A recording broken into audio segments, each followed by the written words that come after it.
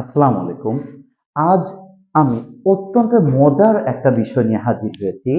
সেটা হচ্ছে একটা সহজ শব্দকে কিভাবে বিভিন্নভাবে অনেক সুন্দরভাবে ব্যবহার করা যায় এবং অনেক সুন্দর, সুন্দর সেন্টেন্স তৈরি করা যায়।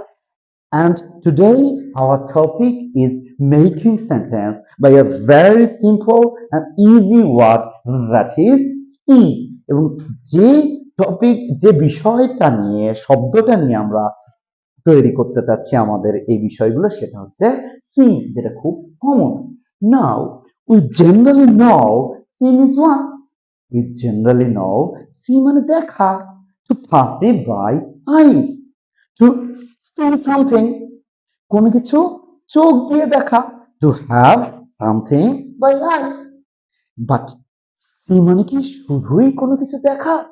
না, we can use it in different and in several interesting ways. আমরা সিটা দিয়ে অনেক ইন্টারেস্টিং ওয়েতে আমরা সিটা ব্যবহার করতে পারি। তো আজকে আমরা দেখি কিভাবে। See, see first one we say to perceive by eyes, চোখ দিয়ে কোনো কিছু দেখা।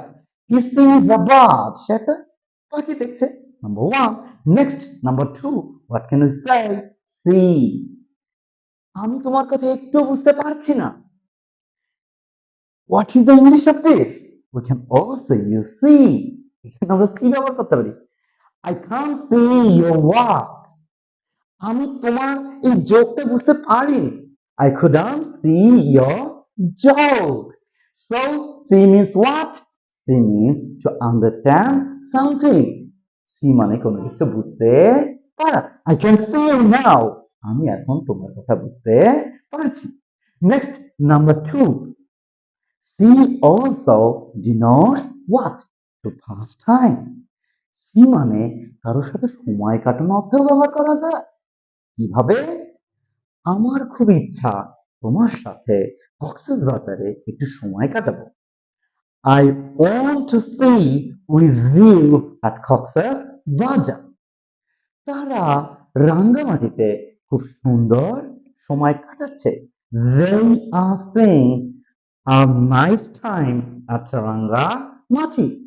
তাহলে এখানে আমরা see দিয়ে কি বুঝতে পেলাম?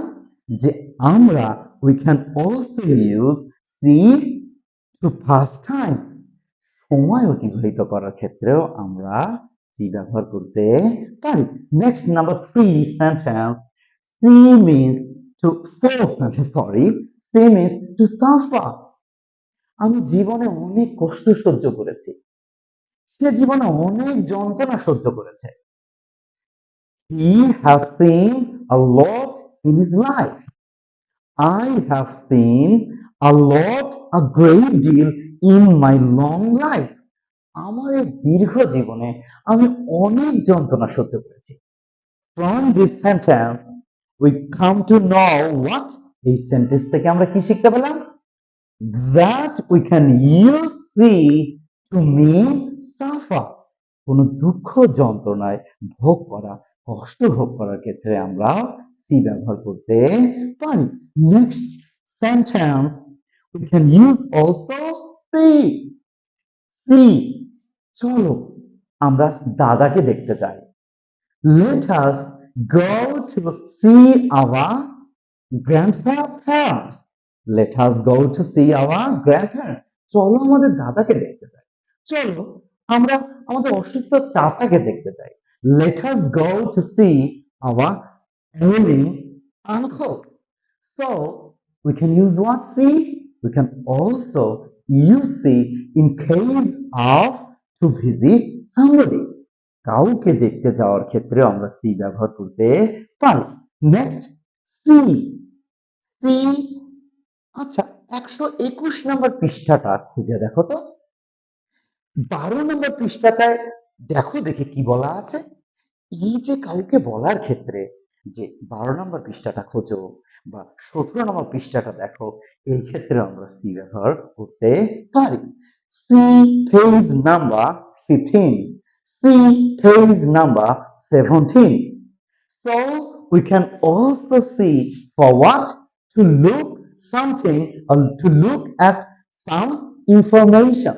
কোনো কিছু, কোনো সংবাদ বা কোনো কিছু খোঁজার জন্য বা তথ্য খোঁজার জন্য আমরা সি ব্যবহার করতে পারি। সর্বশেষ সবার শেষে যে কথাটা আমরা বলছি, generally we know see we use as a verb.